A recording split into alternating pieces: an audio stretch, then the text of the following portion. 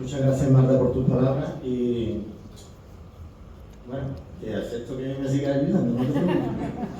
Sí, bueno. También me gustaría agradecer al Mercado Victoria por la colaboración de cedernos las instalaciones, de ponernos un desayuno saludable. Un desayuno no, un almuerzo saludable. Aquí, o una merienda. Bueno, se nota que también tengo.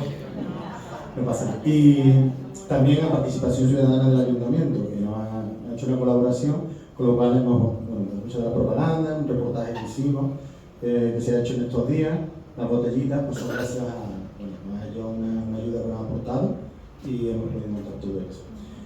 Pasamos ya, ¿no?, a lo que es la jornada.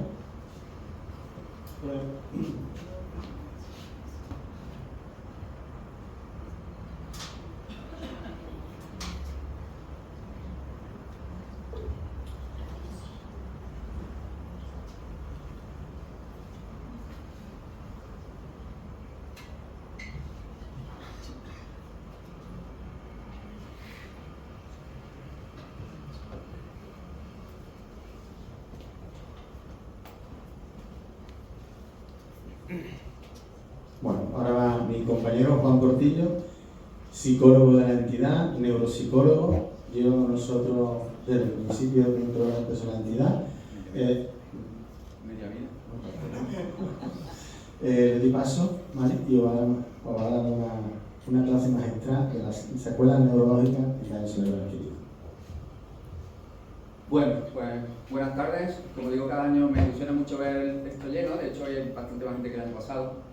Siempre digo lo mismo, ¿no? Nosotros, desde Daño Cerebral Córdoba, ponemos mucha ilusión y energía en este tipo de actividades. Así que gracias a todo el mundo por estar aquí. Gracias a las autoridades.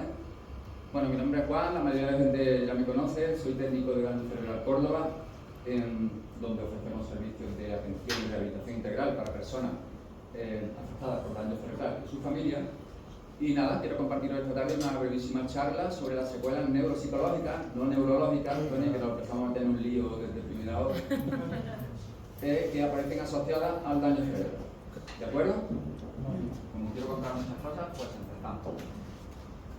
Bueno, daño cerebral, ¿no? De hecho, habéis visto que hemos cambiado el nombre es Daño Cerebral Córdoba, pero realmente yo creo que el concepto importante a destacar es adquirido, ¿no? Porque cuando hablamos de daño cerebral adquirido, lo que hablamos es de un daño que se produce en un cerebro que previamente era sano.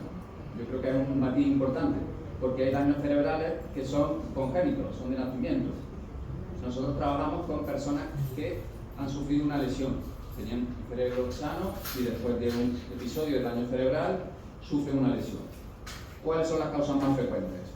Bueno, las más comunes son accidentes cerebrovasculares, lo que conocemos como ictus, pueden ser isquémicos y hemorrágicos, no vamos a detenernos mucho en términos médicos, traumatismos craneoencefálicos, tumores cerebrales y luego pues encefalitis, anoxias y otro tipo de causas. Pero realmente las más frecuentes son las tres primeras que tenemos aquí.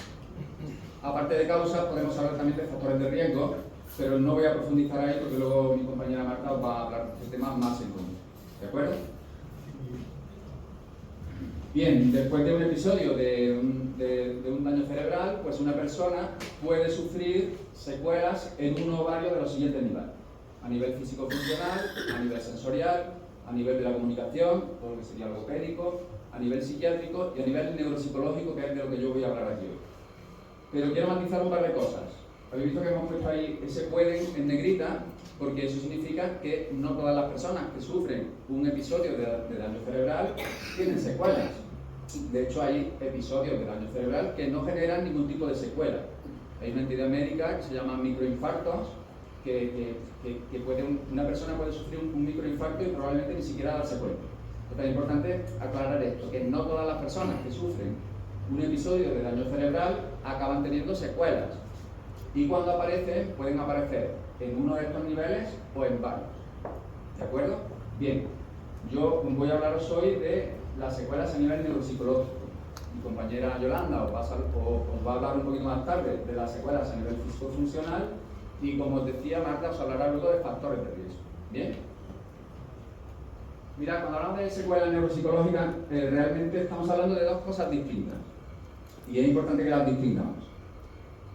Hoy vamos a hablar de secuelas cognitivas. Ahora os explico un poco cómo he organizado la charla, ¿no? Y cuando hablamos de secuelas cognitivas, estamos hablando básicamente de aquellas secuelas, dificultades, déficits que se producen en algunas de las funciones que están relacionadas con el procesamiento de la información. Pues podemos decir memoria, atención, inhibición, organización, planificación, toma de decisiones, cálculo, razonamiento, etcétera, etcétera. Pues esas son secuelas cognitivas, ¿de acuerdo? Que son de las que vamos a hablar hoy. Cuando hablamos de secuelas neuropsicológicas, también incluimos ahí secuelas afectivas y comportamentales, que son de las que hablamos el año pasado, no sé si recordáis, que son aquellas secuelas que afectan al estado de ánimo y al comportamiento y que tienen una causa orgánica. Esto es muy importante, ¿no? Insistí mucho con esto el año pasado y vuelvo a insistir, ¿no? Y ahora veréis por qué insisto tanto. Entonces, estas secuelas afectivas comportamentales se producen porque la lesión, el daño cerebral, genera un daño en una zona que de alguna manera compromete ese tipo de funciones. Y es muy importante no confundirlas con las respuestas afectivo-comportamentales, porque eso no son secuelas, que es una respuesta. Los trastornos del estado de ánimo que se producen como respuesta al episodio de daño cerebral. ¿De acuerdo? No sé si me seguís. A una persona le da un ictus, le cambia la vida, su vida cambia radicalmente, pierde dependencia, acaba teniendo dificultades y se deprimen. ¿De acuerdo? Bien. Pero eso no es una secuela, insisto, eso es una respuesta. ¿Y por qué es tan importante esta distinción? Porque muchas veces se tratan como la misma cosa y el abordaje terapéutico de ellas es muy distinto. Encontramos muchas veces personas a las que están recetando antidepresivos cuando sus problemas afectivos no tienen nada que ver con la serotonina, que es el neurotransmisor sobre el que trabajan los antidepresivos. Entonces es muy importante que hagamos esa distinción.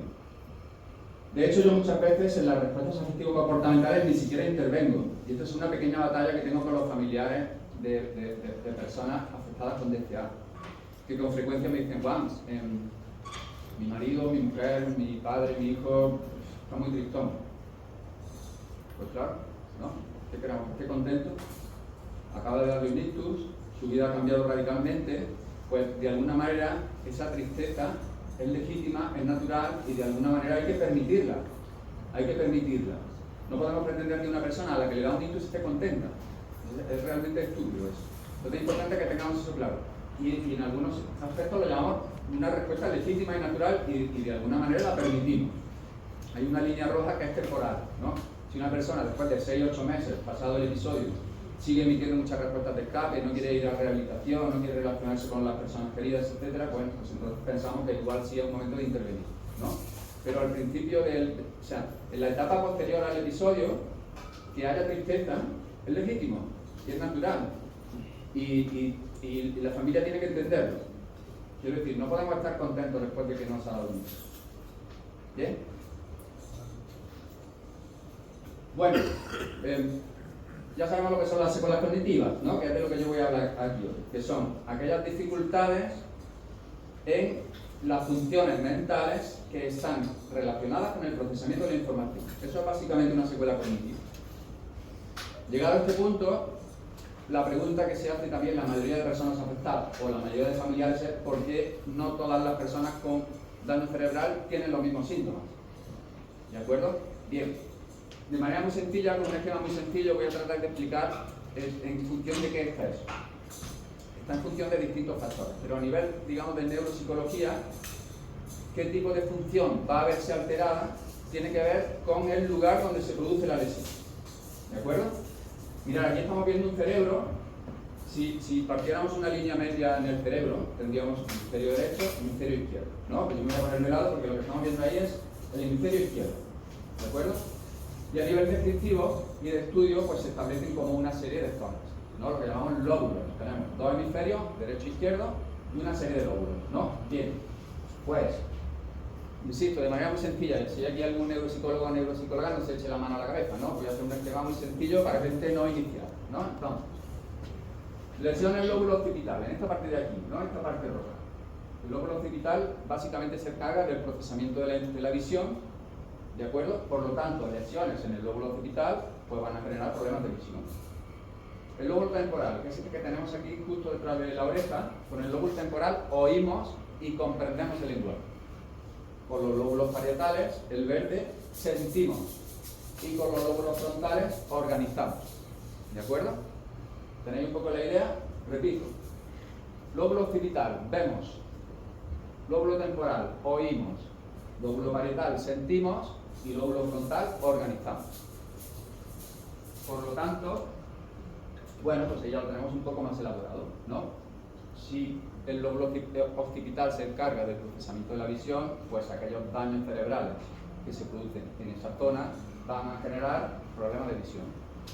Todos los daños o lesiones parietales van a generar daños a nivel sensorial, de los sentidos. Los daños temporales, esta zona aquí detrás de la oreja, van a generar problemas de lenguaje. Esto es una de las cosas que más tenemos comprobadas. Normalmente, episodios de daño cerebral temporales izquierdos generan pérdida del habla. Esto es algo que casi siempre ocurre así. Casi siempre. En neurología siempre hablamos de casi siempre. ¿De acuerdo? Y lesiones en el lóbulo frontal, pues a nivel cognitivo van a generar pues, problemas para organizarme, para planificar, para orientarme, para tomar decisiones, para inhibir. Y a nivel, digamos, comportamental, lesiones en esa zona, que hay un poco lo que vimos el año pasado, pues van a generar trastornos afectivos como secuela, no como respuesta. ¿De acuerdo? En concreto, síndrome apático. E insisto con la idea, que para mí es muy importante, no podemos confundir ese síndrome apático, que es de causa orgánica y no responde a antidepresivos, con una respuesta, ¿no? Una depresión que es una respuesta a la situación. ¿Me seguís hasta aquí? Bien. Bueno, vuelvo un momentito para atrás. Aquí estábamos hablando de lesiones a nivel cortical. Cortical viene de la corteza. La corteza es la zona más externa de nuestro cerebro, ¿no? Las lesiones pueden ser más profundas, ¿no? Pero aquí nos meteríamos en un tema realmente complejo, muy médico, muy de neurología, no voy a entrar en esas profundidades, ¿no? Pero sí me gustaría que os quedarais con esa pequeña estructurita roja que vemos en la parte de abajo, ¿la veis? Bien, eso es el hipocampo. Quiero que os quedéis con él, porque en 2 o 3 minutos voy a contar una historia bastante interesante sobre él. El hipocampo es una estructura que está en el centro de nuestro cerebro y que es la encargada del procesamiento de la información de memoria espacial, ¿no? Por buscar una metáfora,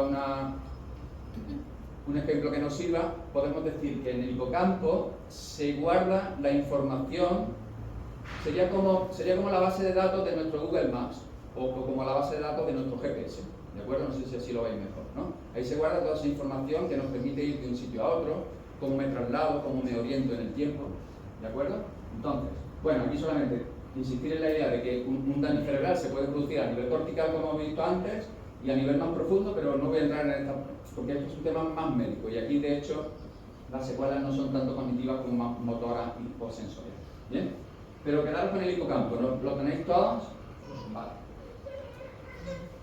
Bueno, una vez que aparece en secuelas cognitivas, lo que tenemos que preguntarnos es qué función está alterada, qué tipo de esa función y en qué grado.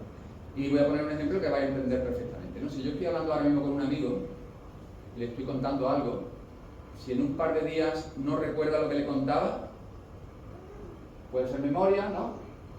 Pero puede ser atención, ¿no? Puede ser que no me estuviera prestando atención, ¿no? No sé si veis un poco la idea. Bien, por eso cuando hablamos de secuelas cognitivas es importante afinar, y afinar en el diagnóstico, porque, bueno, es complejo, no es tan sencillo como decir, bueno, pues esta persona tiene problemas cognitivos o tiene problemas de memoria, bueno, pero ¿cuáles? ¿No?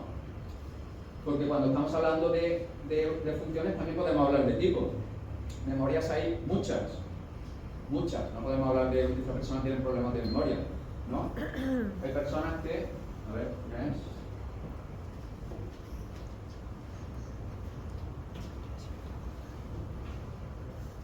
Bueno, no sé lo que es, voy a decir igualmente.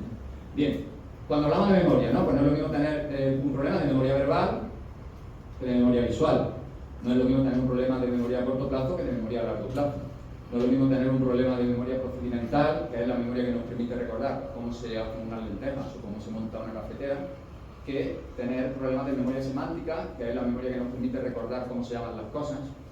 En fin, que cuando hablamos de memoria hay muchas. cuando hablamos de atención, exactamente igual. Podemos hablar de atención sostenida, atención dividida, atención alternante. Entonces, es importante cuando hacemos una evaluación cognitiva ver qué funciones están alteradas, qué tipo de esa función, si hablamos de memoria, pues qué tipo de memoria y en qué grado, porque hay personas que tienen déficit de memoria muy leves, muy suaves, muy sutiles, y hay personas que tienen déficit de memoria graves y profundos. Entonces, insisto, cuando hacemos evaluación cognitiva tenemos que distinguir qué función está alterada, si existen tipos de esa función, cuál es y en qué grado.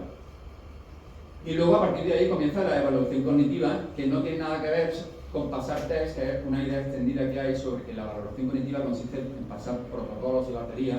Bueno, pues no es así, eso es una parte nada más de la evaluación cognitiva. La evaluación consiste, o la secuencia de evaluación sería, primero, una entrevista clínica profunda sobre las quejas que está produciendo el paciente o su familia, o sea, tenemos que ver exactamente qué está pasando ahí, ¿de acuerdo?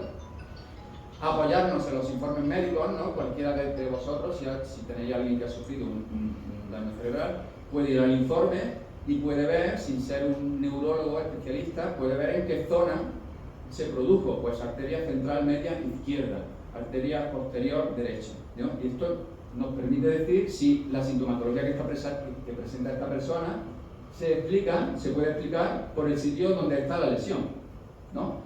Y una vez que tenemos eso, entonces sí empezamos la batería de test y de protocolos, ¿no? Pero lo hacemos una vez que sabemos qué estamos buscando, ¿no? Evaluar a nivel cognitivo no es pasar test, ¿no? Como piensa mucha gente, es algo mucho más complicado. Bien, quiero contar cómo el abordaje que hacemos en daño cerebral Córdoba desde el daño cerebral adquirido, ¿no? Bien, en función de esa evaluación anterior que os he contado, lo que hacemos es, digamos, generamos un PRI, un programa de rehabilitación individual, que tiene una serie de características que son innegociables para nosotros. Una, son cero invasivos, esto es importante. No vamos a hacerle daño a nadie nunca. Puede ser que la rehabilitación cognitiva no funcione, pero no es invasiva, nunca le haremos daño a nadie y normalmente funciona, ¿de acuerdo?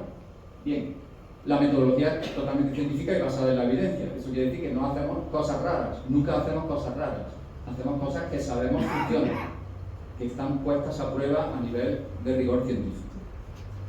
Y luego nuestro diseño metodológico es muy sencillo, pues es, tomamos una medida base inicial, iniciamos los tratamientos y periódicamente vamos tomando medidas, ¿no?, con las mismas herramientas que la primera vez. Y eso nos permite de manera objetiva y científica saber si estamos caminando hacia alguna dirección concreta. Es decir, si el programa está teniendo éxito o no. ¿De acuerdo? Si vemos que no, tenemos que volver atrás, reevaluamos, cambiamos nuestra hipótesis, valoramos de nuevo, porque probablemente en alguna parte nos equivocamos. ¿Bien? Bien, pero realmente, cuando hablamos de rehabilitación cognitiva, yo creo que mucha gente se pregunta, bueno, sí, pero realmente, ¿qué es lo que hace la rehabilitación cognitiva, no? Bueno, pues voy a tratar de explicarlo, ¿no? Porque esta es un poco la parte más compleja, ¿no? Los neuropsicólogos creemos que con la estimulación cognitiva adecuada, con los ejercicios adecuados, intentamos, primero, restaurar aquella zona dañada. El primer objetivo siempre es restauración, como lo sabéis, ¿no? Vemos en las bases teóricas. Pues restauración. Intentamos que la zona que ha quedado dañada recupere su función. Bien, desgraciadamente esa alternativa no está disponible casi nunca.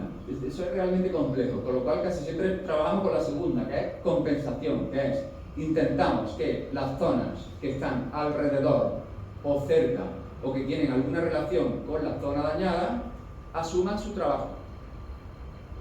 ¿De acuerdo? Esto es como cuando estamos en una empresa y un compañero o compañera se pone mala y si no podemos contratar a otra persona, entre todos de alguna manera intentamos hacer ese trabajo.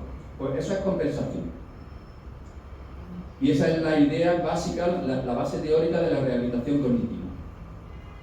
Desgraciadamente también a veces tampoco ni siquiera funciona la compensación, entonces no tenemos que ir a sustitución. Sustitución es, bueno, el ejemplo más claro que conocemos es si alguien tiene graves problemas de memoria, pues un agente. Sustituto, ¿de acuerdo? Pero eso es cuando ha fallado la restauración y cuando ha fallado la compensación.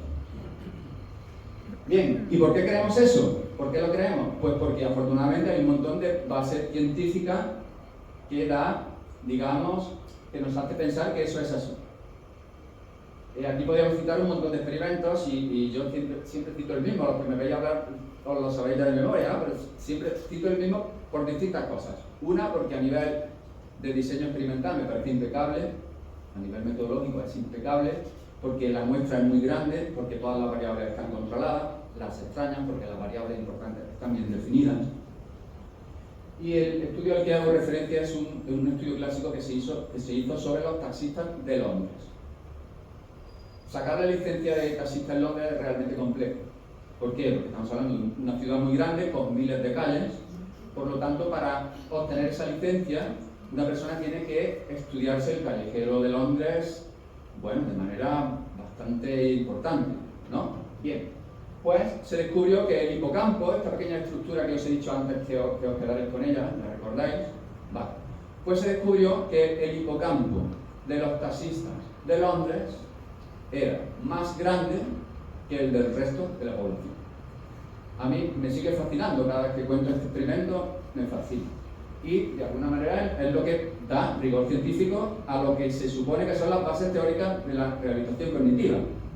Es, ¿qué nos dice este experimento? Que estos taxistas, como trabajaron tanto a nivel de memoria espacial, porque tenían que recordar muchas calles para pasar el examen y obtener la licencia, pues eso hizo que su hipocampo, que como os he dicho antes es la estructura encargada de la memoria espacial, se hizo más grande. Por eso pensamos que realmente la rehabilitación cognitiva funciona, porque lo vemos cada día. A veces también fracasa, pero la mayoría de las veces funciona. ¿Bien? ¿Qué material usamos en rehabilitación cognitiva? Pues nos vale cualquier cosa. Cualquier material, juego, actividad, tarea que suponga trabajo mental es una actividad cognitiva. Tradicionalmente hemos venido trabajando en neuropsicología con las fichas, las famosas fichas, ¿no? Los cuadernillos rubios, que seguro que conocéis, pues es un material fantástico de rehabilitación cognitiva, fantástico, ¿no? Pero ¿qué ocurre con las fichas? Que eran muy costosas a nivel de tiempo, se dedicaba mucho tiempo a hacer fichas, muy poco ecológico porque eran de un solo uso, y afortunadamente aparecen las plataformas digitales, que lo que nos permiten es tener todas esas fichas ordenadas por funciones y lo más importante, nos permite manipular parámetros, ¿no? Cuánto tiempo quiero que esté este estímulo presente, cuántos estímulos quiero que estén presentes, qué dificultad quiero que tengan los ejercicios, etc., ¿no? Bien, mucho cuidado con las plataformas digitales, porque hay 20.000 en Internet. Le das una patada a Internet y sale una plataforma digital de rehabilitación, pero la verdad que son todas muy malas, muy malas. Solo hay realmente dos serias, que son Neuronap y la del Instituto Goodman. Nosotros en Daño Cerebral Córdoba, en su momento probamos las dos, tuvimos la oportunidad de probar las dos. Personalmente yo prefiero Neuronap porque es mucho más flexible y me permite modificar muchos parámetros. La del Instituto Goodman, bueno, pues es un poco más atravesada porque primero tienes que pasarle al sujeto la batería Barcelona, que es una batería neurológica, y con las puntuaciones que te daba la batería Barcelona se la metías al programa y entonces te generaba un programa para esa persona. Pero era como muy rígido todo. Definitivamente la mejor es Neuronap. Yo creo que es la que está usando todo el mundo a nivel profesional. ¿Bien? Bueno, para terminar, dos o tres aspectos que nosotros consideramos básicos en nuestro sistema de trabajo en Daño Cerebral. Uno, innegociable. Actividades sencillas no generan rehabilitación. Y para los neuropsicólogos que trabajamos en rehabilitación en el día a día, que se llama la trinchera, esto es complicado porque tenemos que estar todo el día batallando con la frustración del usuario. Me explico. Una sesión de neurorehabilitación tiene un guión y está programada de una manera, ¿no? Sabemos que queremos trabajar, dónde empezamos, dónde terminamos. Y la idea es que normalmente cuando acaba la sesión estamos terminando digamos en el nivel más alto, que es de alguna manera cuando el sujeto está fallando mucho. Entonces claro, se acaba la sesión y el sujeto se va ahí como enfurruñado, como un poco enfadado, con la sensación de no me está saliendo bien, ¿no? Y todos los días hay que hacerle ver al sujeto que no pasa nada si te vas un poco frustrado, pero te estás rehabilitando. Y que podríamos caer en la tentación si no fuéramos profesionales honestos, de poner a la gente a hacer cosas sencillas. Entonces se van a ir muy contentos a casa, pero no se van rehabilitados. Entonces, ese equilibrio es puñetero para los que trabajamos en el día a día, ¿no? Porque la gente quiere tener la sensación de que le salen las cosas. Y nuestra obligación es explicarles que en neuropsicología, cuando te salen las cosas ya no nos sirven. Ahora hay que subirle el nivel. Esa pequeña batalla es complicada. Otro principio básico y negociable para nosotros es que intentamos siempre diseñar ejercicios que trabajen distintas funciones. Casi nunca trabajamos con ejercicios puros de atención. Búscame todas las ES que hay en esa página. Bueno, eso es un ejercicio para personas con problemas graves de atención. Pero la idea es que si a ese mismo ejercicio le pongo un tiempo límite, pues entonces ya estoy trabajando atención y velocidad de procesamiento. Y si además le pido al sujeto que guarde unos cuantos estímulos durante 5 minutos y me los diga al final, entonces estoy trabajando atención, velocidad de procesamiento y memoria de trabajo. Y si además le pido que me los diga a los 2 días, estoy trabajando también en memoria episodio. Entonces, ese es otro principio básico de nuestro método de rehabilitación en daño cerebral córneo. Y por último, lo que nosotros llamamos rehabilitación ecológica o de contexto. Y esto es importante explicarlo también. El despacho de un neuropsicólogo, el despacho de un terapeuta ocupacional, no dejan de ser situaciones de laboratorio muy controladas, muy artificiales, en el sentido de que en mi despacho siempre pasa lo que yo quiero y como yo quiero, pero la vida ahí fuera es más complicada. Entonces, esta es una batalla también con el paciente, que es, tú tienes que generalizar fuera lo que estamos haciendo aquí, si no, esto no sirve para nada. Pero yo a veces lo he llevado como muy lejos esto, ¿no? Lo he llevado muy lejos hasta el punto de pedirle a una chiquita con daño cerebral de 32 años, que tiene un niño pequeño, que se lleve su niño a las sesiones de rehabilitación. Porque no tiene ningún sentido trabajar con ella en silencio, porque luego el despacho nuestro hay silencio, pero cuando ella vuelve a casa, su niño está allí. No sé si veis la idea. Entonces, claro, yo quiero trabajar con ella con su niño allí llorando. Mis compañeras a veces dirán, bueno, cuidado Juan con eso, porque es verdad que salgo muchas veces y les riño, porque hay mucho ruido en la sala de rehabilitación. Bueno, pero no salgo siempre, ¿no? Porque a veces entiendo que ese ruido forma parte también un poco de la vida. Recientemente también, en la línea de la rehabilitación de contexto, recientemente llegó un usuario con daño cerebral, muy suave, afortunadamente para él, una cosita así muy sutil, y él era un gran jugador de dominó, me encantaba jugar dominó. Bueno, pues, yo le explicaba que no hay mejor rehabilitación, o sea, nada que podamos hacer en este despacho va a ser más potente que vuelva a jugar al dominó. Eso es lo que llamamos rehabilitación ecológica o de contexto, que es algo innegociable para nosotros. Bueno, me llama la atención que por primera vez en mi vida he terminado una charla en tiempo. Esto no pasa, no pasa, es genial, así ahora tenéis más tiempo para charlar las demás. Nada, era esto lo que quería contaros. Bueno, pues ya sabéis, éramos Sacodace, ahora somos Daño Cerebral Córdoba, a mí me gusta mucho más esto. Recordar, adquirido, ¿vale? Porque hay daños cerebrales que no son adquiridos, que son congénitos, nosotros trabajamos daño cerebral adquirido. Para cualquier cosa, pues allí estamos, ¿vale?